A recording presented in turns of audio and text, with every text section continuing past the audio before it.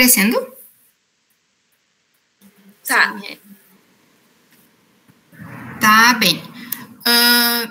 Então, eu vou falar um pouquinho, brevemente, sobre o climatério e a menopausa de novo.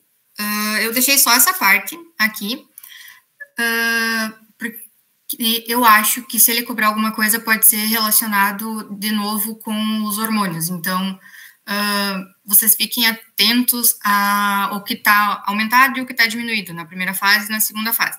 Na primeira fase vai ter redução da inibina, aumento do FSH e um ligeiro aumento do estradiol. Não é um aumento considerável. E na segunda fase vai ter redução do estradiol e aumento do FSH. Lembrar que o diagnóstico é feito em mulheres acima de 40 anos com amenorreia há mais de 1 ano e quadro clínico compatível. Lembrar também que a estrona é o principal estrogênio na mulher na pós-menopausa. Aí eu coloquei aqui umas tabelinhas, tipo, é um resumo do resumo, que talvez seja interessante dar aquela olhada rápida antes, porque é tudo coisas que já foi falado da outra vez, daí foi só o resumo do resumo. E aí, o sangramento de segundo e terceiro trimestre. O que é o sangramento? Ele é qualquer tipo de sangramento. Rê, só deixa eu falar, eles pediram ali, era só pra gente deixar um pouquinho ali, caso vão pedir alguma coisa sobre o ciclo, enfim, mas era rapidinho só pra passar.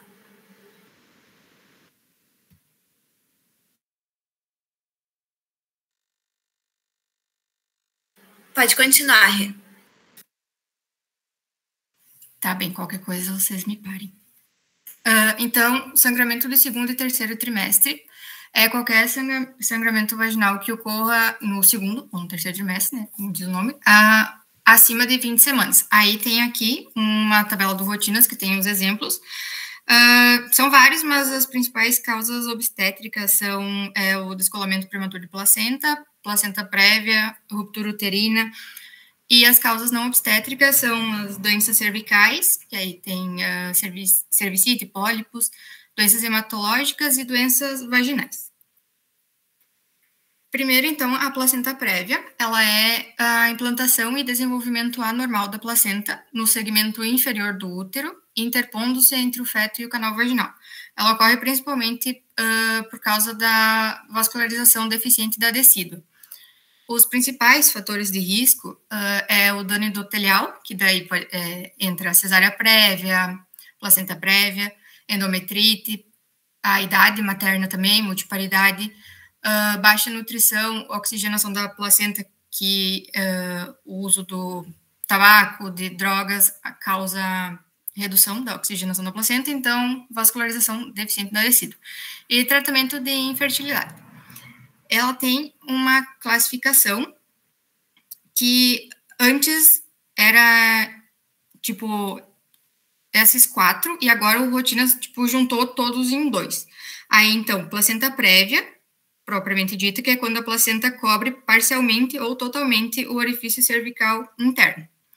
E a placenta com implantação baixa, que é quando a implantação encontra-se no segmento inferior, à borda da placenta, e não cobre totalmente o orifício cervical interno, mas se mantém até 2 centímetros de distância do orifício cervical interno. Eu acho que isso é muito decoreba, né? Mas tá lá, então é sobre isso.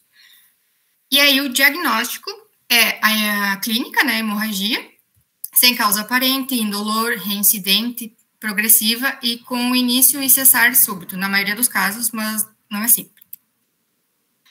Aí, no exame físico, no especular, a gente vai encontrar um colo congesto e entreaberto, com sangue vivo dentro do canal. O toque vaginal deve ser evitado, porque pode provocar ou aumentar o sangramento. E a eco, ela confirma o diagnóstico. Aí o manejo vai depender da quantidade de sangramento, da idade gestacional, do tipo de placentação, e apresentação fetal e presença ou não do trabalho de parto. Aí a conduta expectante, que é internar e observar, se idade gestacional menor do que 36 semanas, hospitaliza a paciente, faz repouso no leito, dá estabilização da hemorragia. Em casos selecionados, pode ser feito tocólise para evitar o trabalho de parto prematuro. Pode-se iniciar a progesterona VO após parar as contrações para evitar a reincidência. E se menor do que idade gestacional de 4 semanas, daí faz corticoterapia materna para acelerar a maturidade pulmonar fetal. E a conduta ativa, que daí é a interrupção da gestação, ela é escolhida quando tem sangramento intenso e risco materno ou fetal. Aí interrompe independente da idade gestacional. Se tiver condição fetal não tranquilizadora e se for idade gestacional acima de 36 ou 37 semanas. O descolamento prematuro de placenta é quando ocorre a separação da placenta normalmente implantada antes do parto. Aí tem vários fatores de risco também. Os principais são descolamento prematuro de placenta anterior, hipertensão, pré-eclâmpsia, eclâmpsia, tabagismo, e entre outros.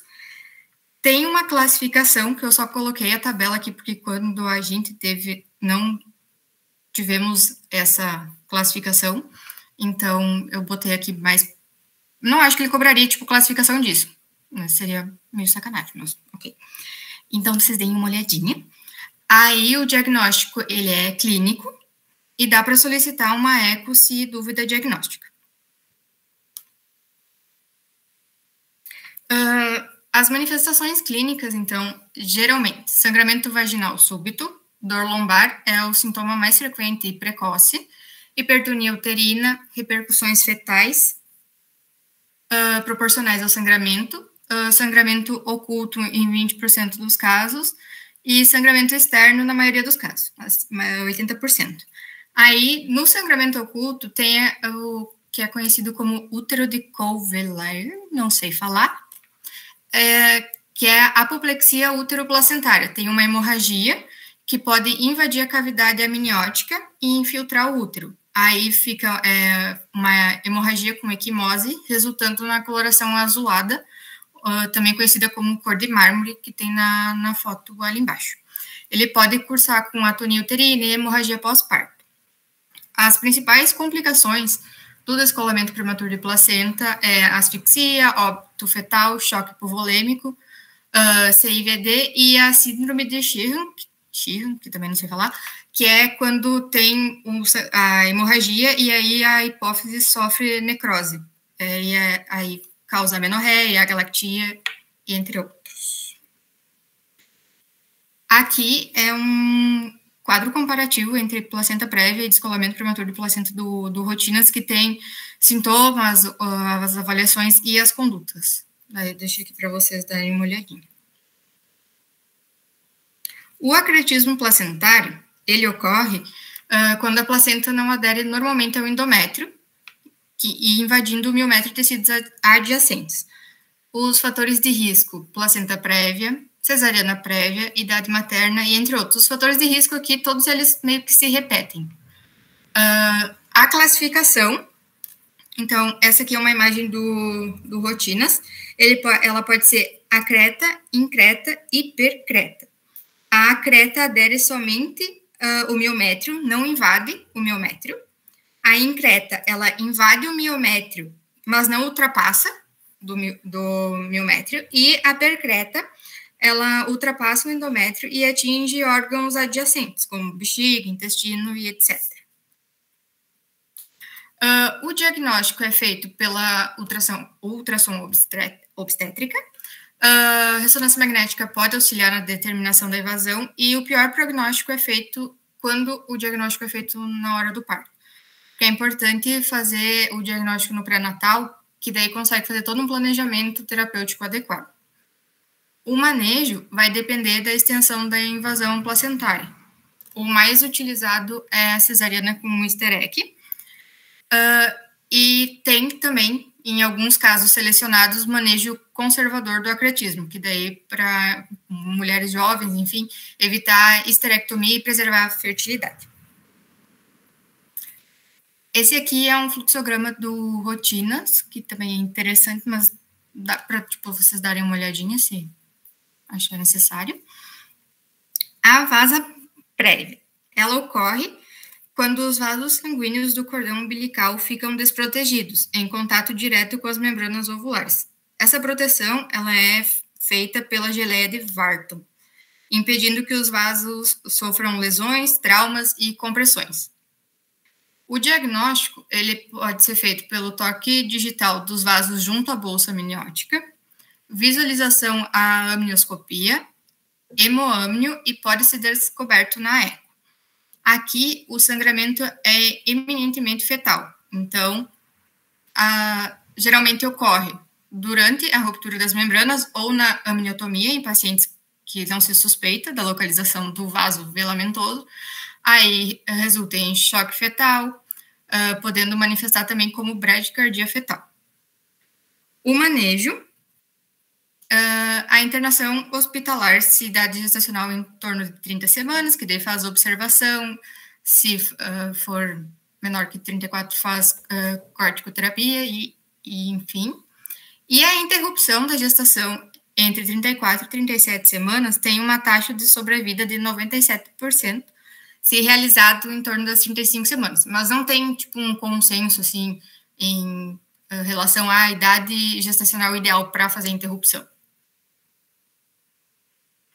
A ruptura uterina é a separação completa de todas as camadas uterinas com saída de parte ou de todo o feto da cavidade uterina, podendo ocorrer antes ou durante o trabalho de parto.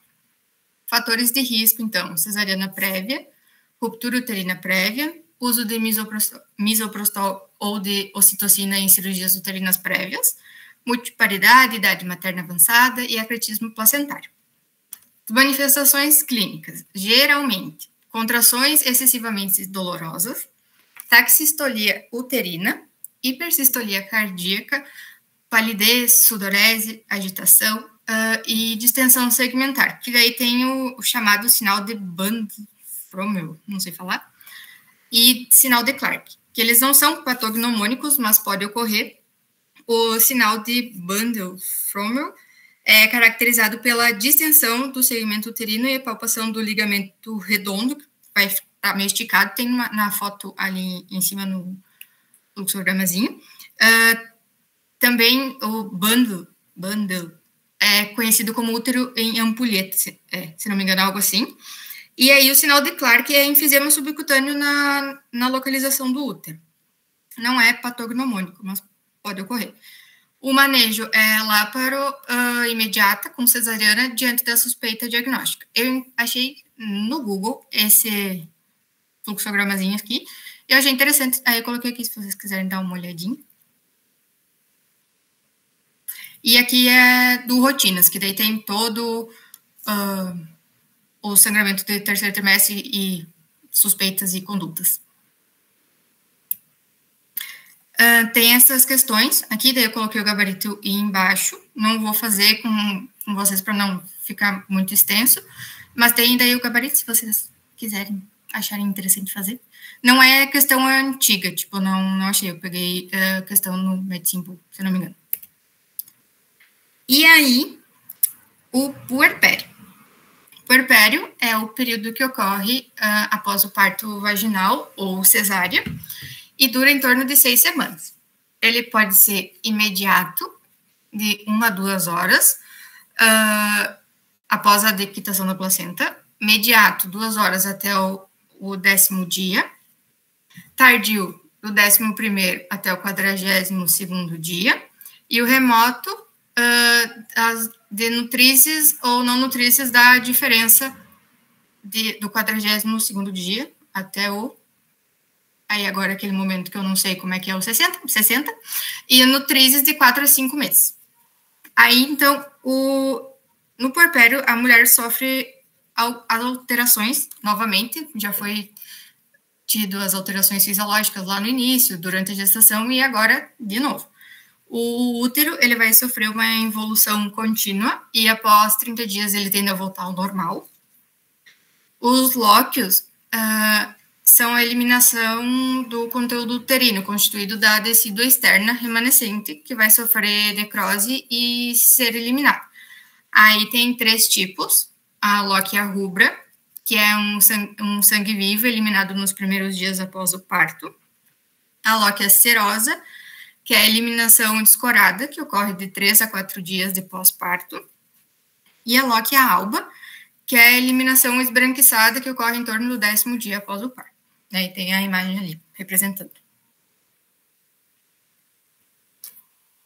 Vagina e vulva, ocorre uma rápida cicatrização. As lacerações, elas se cicatrizam em 4, 5 dias. O colo uterino, ele, no pós-parto imediato, ele está integralmente aberto. Aí, em uma semana, o colo vai estar completamente fechado, mas não vai voltar às características pré-gestacionais, que é aquele colo pontiforme. O orifício externo, inicialmente em forma circular ou pontiforme, agora vai aparecer como uma fenda transversal no pós-parto. Ovários, a ovulação começa em torno de 6 a 8 semanas, se a paciente não amamenta exclusivamente. E se amamenta exclusivamente, tem maior chance de anovulação, porque o aumento da prolactina inibe o eixo. Mas isso não é garantia de que não vá engravidar, que não vai ovular. As mamas tem o colostro, que ele é rico em sais minerais, proteínas, mas tem menor quantidade de açúcar e gordura. Ele permanece por aproximadamente 5 dias, tendo uma conversão gradual para o leite maduro durante as 4 semanas seguintes. As principais defesas encontradas no colostro é o IgA, complemento, macrófagos, linfócitos, e entre outros. Aí tem algumas condições que devem ser individualizadas no aleitamento materno. Uma mãe HIV, HTLV, a criança que nasce com galactosemia ou a mãe faz uso de algum fármaco antineoplásico, é contraindicação à amamentação. O uso de drogas ilícitas também é importante, que não é contraindicado a amamentar, mas não pode amamentar enquanto está fazendo uso daquela substância. E aí tem ali as outras, que é as hepatites, sarampo, que eles têm características específicas de cada um, por isso que condições individualizadas mesmo. Aqui tem uma imagem também do Rotinas, que fala todas as partes da pega correta, os pontos-chave para o posicionamento de uma pega correta da amamentação também, porque é bem comum ter complicações por causa de uma pega inadequada. Principalmente rachaduras e fissuras e o engurgitamento mamário. As rachaduras e as fissuras, a gente melhora isso corrigindo a pega. Dá para instruir a mãe também a colocar o próprio leite materno no mamilo, que ajuda a cicatrizar, e tem uns cremes hidratantes à base de lanolina anídrica, que favorece a cicatrização, mas não é indicado passar cremes e todas as coisas que às vezes ouvem falar, tipo, fulaninho passou e melhorou. Não melhorou. Quer dizer, pode ter melhorado, mas não por causa do creme.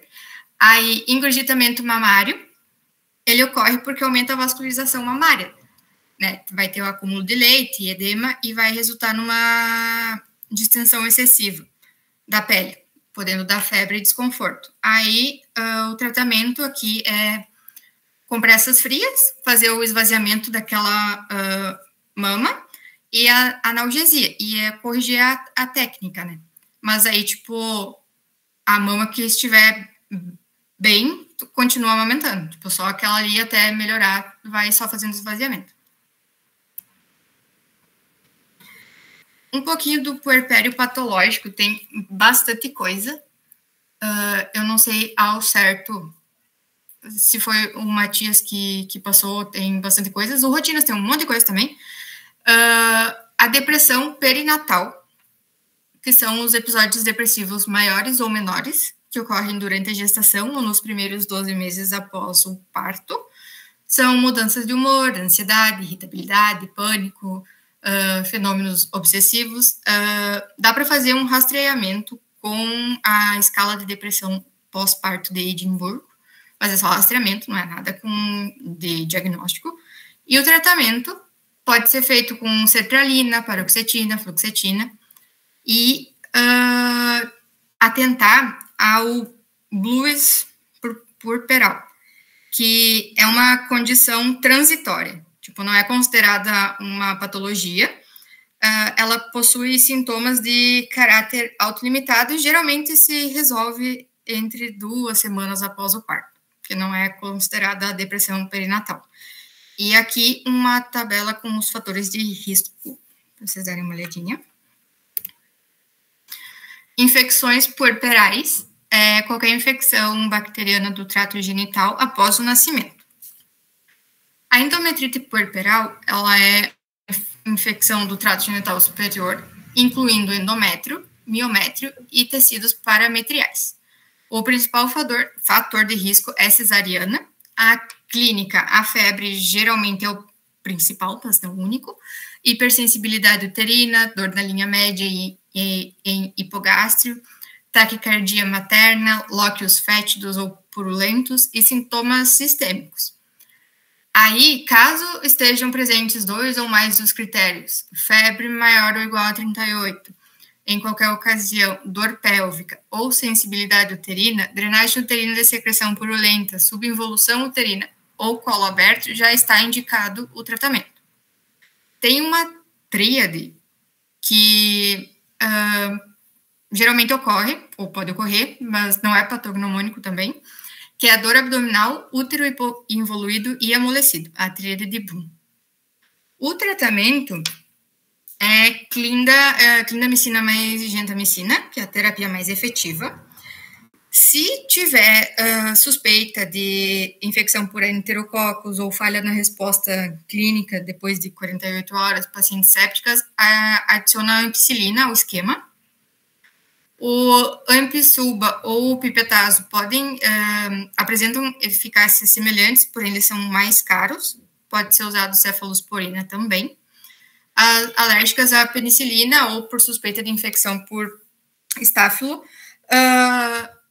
dá para adicionar a vanco ao tratamento terapêutico.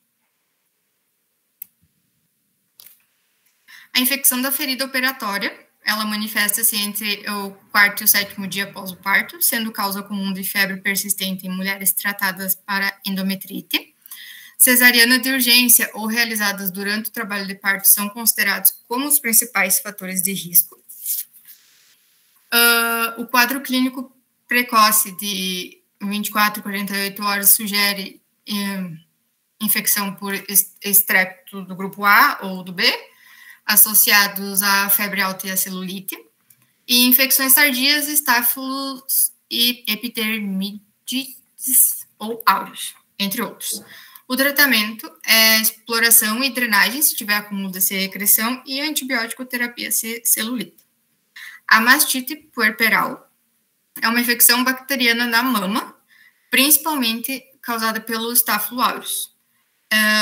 Os fatores de risco é a pega inadequada, porque daí faz fissura, então porta de entrada, obstrução ductal e engurgitamento mamário. A clínica, a paciente vai reclamar de dor, calor, rubor, febre, astenia e prostração.